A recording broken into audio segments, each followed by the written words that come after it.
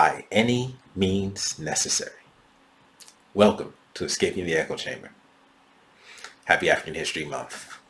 Today is February 21st, 2021.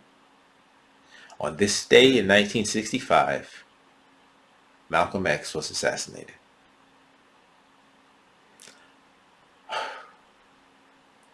Malcolm X is by far one of my favorite historical figures.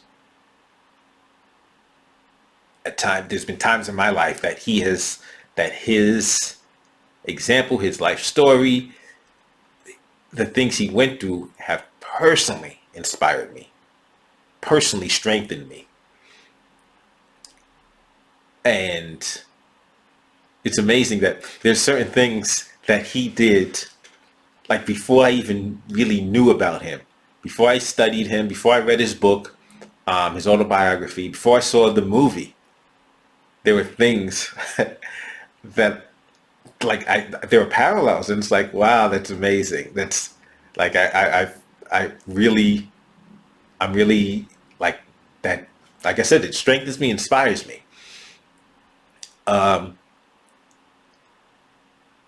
Let's start with his father. So yesterday we talked about Martin Luther King and how his father was a preacher, believed in nonviolence. Malcolm X's father was also a preacher. He was a follower of Garvey, Marcus Garvey. So like, once again, it's amazing how much influence leaders had on each other. And this is something to think about today, that these leaders can inspire you, and like, you could actually be the next the next black leader, the next, the next person to really make such impactful change, and you were inspired by somebody like a Malcolm X, and it really is like, none of this stuff happens in a vacuum. As things flow, they affect each other, affect one another. But his father was a Garveyite, and his father was a very strong and proud black man. And that's one of the things that's so interesting, because it's that you'll see that definitely, despite the fact that his life took some turns down an unproductive road, that's what brought him back, having that center. Same thing with his brothers and sisters. It's interesting how all of them wound up in, or most of them ended up in the NOI, because they had a foundation of being proud, of having self-respect, of having dignity, of being taught that, of being shown that from their father. And like I said, yeah, his life took a turn because, if you don't know, his father was murdered. The insurance company tried to say he committed suicide by lying down on a railroad track, in part because they didn't want to pay, and just in part just to discredit him. But like, because of his outspokenness, the Klan saw him as a threat, and they murdered him. That really destroyed Malcolm X's mother, and she was unable to really raise the family after that point. One of the early things in Malcolm X's life that I think is just, it's something we have to pay attention to, something we have to realize, is when the story of how he was in school, and one of the teachers asked him, and was asking everybody in the class, what would you like to be when you grow up? And Malcolm X said, Malcolm Little at the time, said, I want to be a lawyer when I grow up. And this teacher says, well, you're Negro. That's not a realistic goal for a Negro. Well, you're good with your hands, so maybe you could be a carpenter or something. If you look at where Malcolm X ended up without going to college, without going to the finest universities, without getting these advanced degrees, without any of that, Malcolm X schooled individuals that had those degrees. He made them look like idiots. He ran circles around them intellectually, ideologically. Like he manifested himself to have the potential to do all of that and so much more. He showed that, yeah, that his original goal as a child, his original dream wasn't unrealistic at all. But it's amazing that the educational system, that this school, that this teacher was in place to try to shatter his dreams, to try to limit his potential. And he failed anyway. He tried, like, that was his goal, to try to limit this black boy's potential. And he failed. Malcolm, hit obstacles, wound up in prison, was on drugs, and still his potential was manifest. Like, that is something that is so profound. Like, just think about it. Like, they tried to destroy him as a child. They tried to get a hold of his mind as a child, and they failed. This is how strong but it's something that makes you realize something you have to pay attention to about what the educational system does. Just one of the lessons to learn from Malcolm X's life. Because how many of our young ones have been, had their dreams just shattered by a teacher, by the people that are supposed to be helping them succeed. And then, their potential is never realized because these people are acting as obstacles. But like I said, hey, he went to prison, taught himself, read the dictionary, and just self-educated. Got out and displayed a level of intellect, a level of speaking ability, of reasoning ability, of debating ability. So like imagine him in a courtroom crafting legal arguments. Like you don't have to imagine it because you watched him do it. You watched him debate so-called intellectuals, people who had these high these highfalutin degrees from these institutions, these anti-black institutions, and he just demolished them. And that's one of the things that really stands out about Malcolm X. Not just his message, but his ability. So yeah, beyond being brave, beyond being dynamic, beyond being a great speaker, beyond being a magnetic leader, his intellect, his intelligence, and it wasn't based on what schools he went to. It's based on what he made manifest himself. Like that's a lesson for making sure our youth are able to meet their potential, like being there for them and not letting outsiders try to dash their dreams and try to slow them down. But let's talk about his ideology. Because nowadays people will say stupid stuff like, yeah, Malcolm X was too militant. He was a hater. This was a time when black people were being murdered legally. The law was like, oh well, Should have shut your black ass up. This kind of things that were happening, where the law allowed all sorts of atrocities to be carried out on black people, all sorts of just horrible things to be done to black people. And he stood up and says, "Now, you know what? This is not something anybody else would tolerate.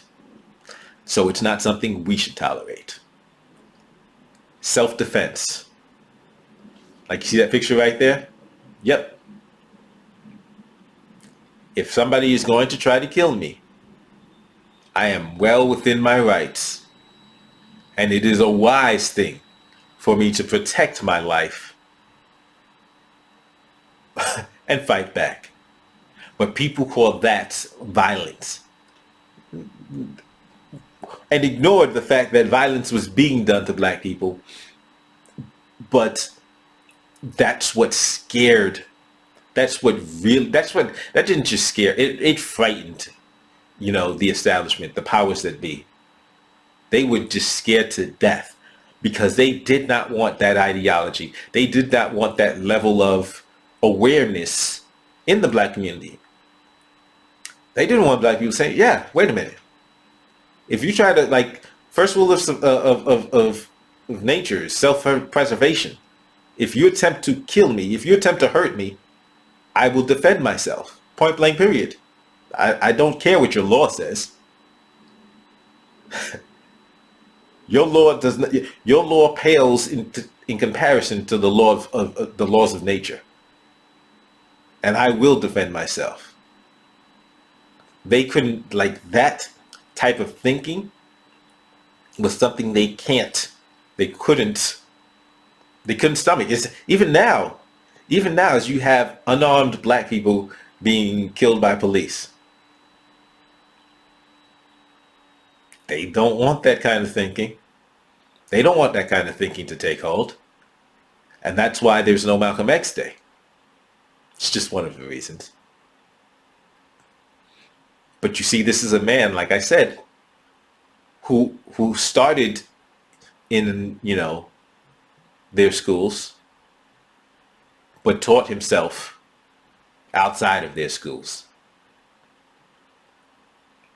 He didn't allow that indoctrination to take hold. He didn't allow their definition of what he could and should be to be who he became. So these are the kinds of things that I think we don't talk about enough. Not just about where he got to, but how he got there. And the power, the self-awareness, it really is. I like I said, there's so many lessons to learn from him. So much to be inspired by Malcolm X.